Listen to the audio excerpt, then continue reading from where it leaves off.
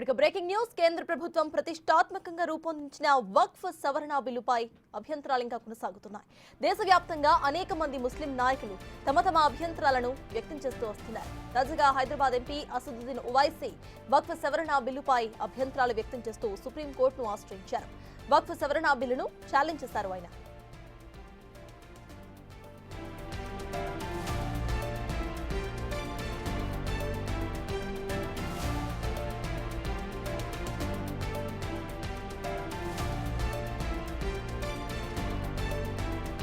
ఇదే అంశంపై పూర్తి డీటెయిల్స్ మా ప్రతినిధి శివ అందిస్తారు. శివ, చెప్పండి, ఇటు వక్ఫ్ సవరణ బిల్లును ఛాలెంజ్ చేస్తూ సుప్రీంకోర్టును ఆశ్రయించినట్టుగా తెలుస్తోంది. ఓవైసీ అసలు అప్డేట్స్ ఏంటి?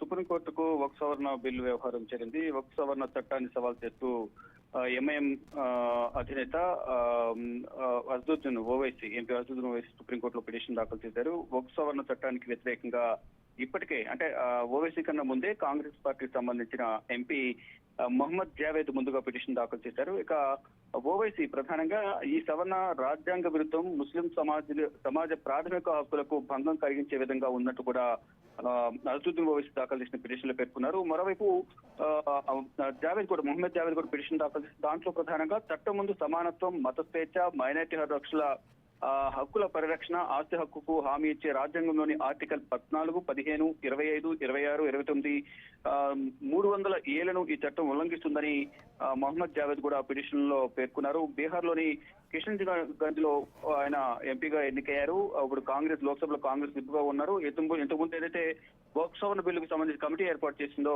కేంద్ర ప్రభుత్వం, దాంట్లో కూడా ఒక వన్ ఆఫ్ ది మెంబర్ గా కూడా ఉన్నారు. ఇక ఉభయ సభల్లో పార్లమెంట్ ఉభయ సభల్లో కూడా ఈ వక్ఫ్ సవరణ బిల్లు నిన్న రాత్రి వరకు 4 గంటల వరకు కూడా దీనిపై చర్చ జరిగింది. 2 గంటల 30 నిమిషాలకు ఆ బిల్లును రాజ్యసభ ఆమోదిస్తే అటు లోక్సభ కూడా మొన్న నైట్ దీన్ని ఆమోదించింది. ఉభయ సభల్లో కూడా పార్లమెంట్ ఉభయ సభల్లో వక్ఫ్ సవరణ బిల్లు ఆమోదం పొందిన తర్వాత ఈ రోజు మధ్యాహ్నం ఉభయ సభలు నిరవధికంగా వాయిదా పడినాయి. ఇక ప్రెసిడెంట్ పార్లమెంట్ ఉభయ సభల్లో వక్ఫ్ సవరణ బిల్లు ఆమోదం పొందిన నేపథ్యంలో దీని ఆమోదం కోసం దీని చట్టం రూపుదాల్చాలంటే రాష్ట్రపతి ద్రౌపది ముర్ము దీనికి సంబంధించి సంతకం చేయాల్సి ఉంటుంది. కాబట్టి ఆమోదం తెలిపిన తర్వాత ఈ చట్ట రూపం దాల్చుతుంది. దానిలో భాగంగానే ప్రెసిడెంట్ రాష్ట్రపతి ద్రౌపది ముర్ముకు వక్ఫ్ సవరణ బిల్లును పంపించినట్టు తెలుస్తోంది. ఇక రాష్ట్రపతి ఆమోదం తెలిపిన తర్వాత ఇది చట్ట రూపం దాల్చే అవకాశం అయితే కనిపిస్తోంది. ఈ లోపు ఇప్పుడు కేవలం పార్లమెంట్ వరకు మాత్రమే ఇది పరిమితమైంది కాబట్టి ఇది చట్ట రూపం దాల్చలేదు. కాబట్టి ఈ నేపథ్యంలో మేము కోర్టును ఆశ్రయిస్తున్నామంటూ కూడా ఇటు అసదుద్దీన్ ఓవైసీ గానీ ఇటు కాంగ్రెస్ ఎంపీ మొహమ్మద్ జావేద్ గాని తెలియజేశారు.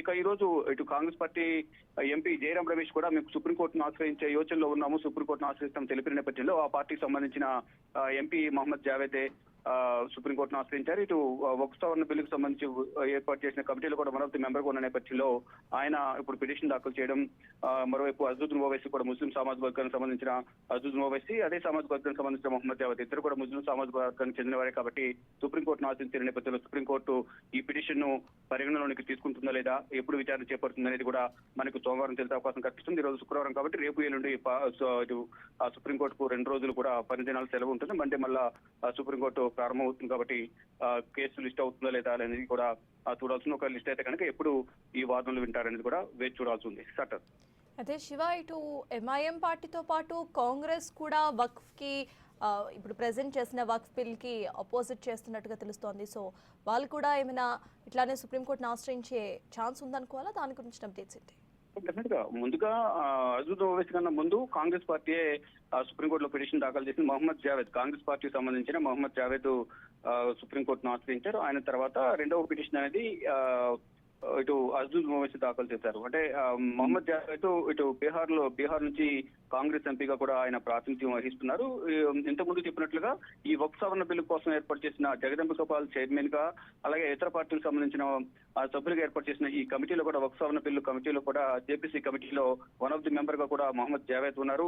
ఆ సందర్భంలో మా విషయాలు పరిగణలోనికి తీసుకోకుండా కేవలం అధికార పార్టీకి సంబంధించిన సభ్యుల సూచనలు మాత్రం విన్నారు. మా విషయాలు ఎవరు కూడా పరిగణలోనికి తీసుకోకుండా అక్కడ ఓటింగ్ మెజార్టీతో ఇటు అధికార పార్టీకి సంబంధించి 16 మంది, ఇటు విపక్ష పార్టీకి సంబంధించి 11 మంది ఉన్న నేపథ్యంలో కూడా అధిక ఓట్లు వచ్చినాయని చెప్పి జేపీసీ కమిటీకి సంబంధించిన చైర్మన్ బిల్లు ఇటు జేపీసీ కమిటీ ఆమోదం తెలిపి దాన్ని స్పీకర్ కు సమర్పించారు. స్పీకర్ దాన్ని లోక్సభలో టేబుల్ చేసిన తర్వాత లోక్సభలో ప్రవేశపెట్టారు. ఇక రీసెంట్ గా మొన్న 2 రోజుల క్రితం ఈ దీనిపై చర్చ జరిగింది లోక్సభలో. తర్వాత నిన్న రాజ్యసభలో చర్చ జరిగిన తర్వాత 2 సభలో కూడా ఓటింగ్ మెజార్టీలో అధికార పార్టీ విజయం సాధించింది. బిల్లును ఆమోదిస్తున్నట్టు కూడా నిర్ణయం తీసుకున్నారు. ఇప్పుడు ప్రజెంట్ రాష్ట్రపతి కోర్టులో ఈ బిల్లు అనేది ఉంది. రాష్ట్రపతి సంతకం చేసిన తర్వాత అది చట్టరూపం దాల్చే అవకాశం కనిపిస్తోంది. అప్పటిలోగా అది చట్టరూపం దాల్చదు కాబట్టి కేవలం పార్లమెంట్ కి పరిమితమైంది కాబట్టి దీనిపై న్యాయ పోరాటం చేస్తామంటూ కూడా ఇది కాంగ్రెస్ పార్టీకి సంబంధించిన మహమ్మద్ జావేద్ గాని దానికన్నా ముందే జయరాం రమేష్ కూడా ట్వీట్ చేశారు. దీనికి సంబంధించి న్యాయ పోరాటం చేస్తూ సుప్రీంకోర్టుకు వెళ్తామంటూ అని తెలిపారు. ఇక ఆ పార్టీకి సంబంధించిన మహమ్మద్ జావేద్ తో పిటిషన్ దాఖలు చేయించారు. తర్వాత అజుద్దీన్ ఓవైసీ కూడా పిటిషన్ దాఖలు చేశారు. ప్రజెంట్ సుప్రీంకోర్టులో వక్ఫ్ సవరణ బిల్లుపై విచారణ జరగనుంది. అయితే శివ, ఇటు అసదుద్దీన్ ఓవైసీ కమెంట్ చేస్తూ కూడా ఆస్తులను లాక్కునే కుట్ర జరుగుతోంది అంటూ కోట్ చేస్తున్నారు. ఆయన దాన్ని హైలైట్ చేసే ప్రాసెస్ లో ఎంఐఎం కనిపిస్తోంది. సో దీనికి సంబంధించి అసలు బీజేపీ ఎలా రియాక్ట్ అవుతుంది?